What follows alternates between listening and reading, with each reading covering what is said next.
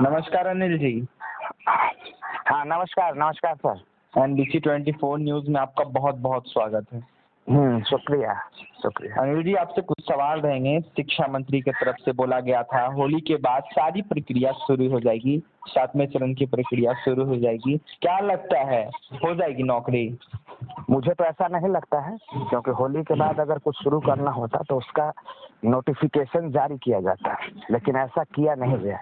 वो केवल एक टाल मटोल करने का तरीका है और सरकार ये समझती है कि हम कुछ ऐसा शब्द का इस्तेमाल कर देंगे, कुछ बोल देंगे तो बच्चे भाव में बह जाएंगे और शांत बैठेंगे, और होता भी यही है। तो सरकार की एक रणनीति का हिस्सा है होली बाद कोई स्टार्ट नहीं करने की अभी योजना, मुझे दिखता है ऐसा। और अगर होता तो फिर उसका तो विज्ञापन निकलता ना स्पष्ट रूप से, लेकिन ऐसा नहीं है। बिल्कुल गलत था, निराधार था, और हम लोग इसका विरोध करेंगे। जी, एक और सवाल रहेगा, होली मना रहे हैं आप? नहीं, बिल्कुल नहीं। हम सभी 30,675 जितने भी विद्वान अभ्यर्थी हैं, हम लोग इस बार होली का बाइकआउट कर रहे हैं और होली नहीं मनाएंगे, क्योंकि सरकार ने असंवैधानिक काम किए हैं, सरकार ने गलत काम किए हैं, सरकार ने कानूनी रूप से गलत काम किया है, कानून का उल्लंघन किया है, विज्ञापन का उल्लंघन किया है, और हम कभी भी इसे स्वीकार नहीं करेंगे। और विरोध स्वरूप हमने तय किया है कि हम लोग इस बार होली नहीं मनाएंगे, क्योंकि ये बहाली प्रक्रिया 2019 के अनवरत जारी है और अभी तक इस मामले में कोई भी निष्कर्ष की संभावना नहीं नजर आ रहा। तो इसीलिए हम लोगों ने तय किया कि इस बार होली नहीं मनाएंगे, हम विरोध करेंगे और सरकार के समक्ष अपनी आवाज को पहुंचाएंगे। कब तक लग रहा है आपको आपकी सरकार प्रक्रिया जो है वो प्रारंभ कर रही है? देखिए, तत्काल तो उन्होंने अगले 6 से 8 महीना के लिए मामला को टाल दिया है। आपने देखा होगा कि एक न्यूज अखबार में एक समाचार फ्लैश कर रहा था, जिसमें ये कहा गया कि बहाली प्रक्रिया अगले 6-8 महीने के लिए टाल दी गई है। तो पहले होली कहा गया, अब जैसे ही होली आया तो सोची सरकार कि बच्चे तो डिमांड करेंगे, तो बच्चे डिमांड करें उससे पहले ही न्यूज आ जाता है अखबार में कि 6-8 महीने के लिए 7वां चरण टल गया, यानी 6-7 महीने के बाद, 8 महीने के बाद शुरू होगा। और ये मामला 6-8 महीने का नहीं है, ये मामला है कि 6-8 महीने के बाद फिर एक नया नोटिस आएगा, एक नया समाचार आएगा और फिर अगले कुछ 4 महीने 6 महीने के लिए मामला को टाल दिया जाएगा, क्योंकि इनका टाल मटोल की ही नीति से ये सरकार चलती है, वास्तविकता तो है ही नहीं।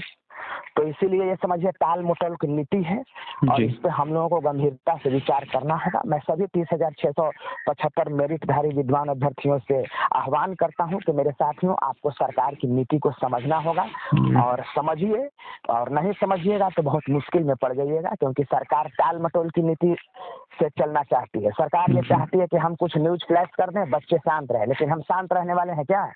हम अनपढ़ और जाहिल लोग हैं, कम पढ़े लिखे हैं, हम लोग बर्दाश्त नहीं कर सकते और हम लोगों को अंधकार में कोई रख नहीं सकता है। इसीलिए हम लोगों को अब आर पार की लड़ाई लड़नी है और जल्द से जल्द बहाली की प्रक्रिया प्रारंभ करानी है। सरकार डिले कर रही है, तो आपकी आगे की रणनीति क्या होगी अनिल जी? हमारे आगे की रणनीति आंदोलन होगा, सत्याग्रह होगा। जी, पहले भी आप लोगों ने आंदोलन किया है। आंदोलन बहुत किया है हम लोगों ने, लेकिन फिर भी आंदोलन अनवरत जारी रहेगा। हमने तो कहा है कि जब तक सरकार हमारी मांगे नहीं मान ले, तब तक ये आंदोलन हमारा जारी रहेगा और सरकार को हमारी बातें माननी पड़ेगी किसी भी रूप में। जी, एक और सवाल रहेगा, मेरिट और नॉट मेरिट का मामला हल हुआ कि नहीं?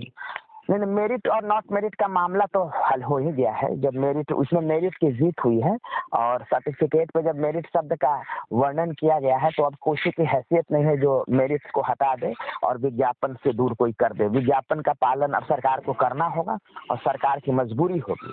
इसीलिए हम सरकार से यही मांग करेंगे, सरकार इसको एक लेटर निकाल के घोषित कर दे कि वो विज्ञापन का पालन करेगी, संविधान का पालन करेगी। बिहार सरकार के अधिकारी ने जो नियम निकाले थे, उस नियम का पालन करेगी बिहार की सरकार। अपने ही विज्ञापन का सरकार उल्लंघन नहीं करेगी। हम ये सरकार से मांग करेंगे और सभी 30,675 मेरिटधारी अभ्यर्थियों की नियुक्ति जल्द से जल्द होगी, ये भी हम मांग करेंगे।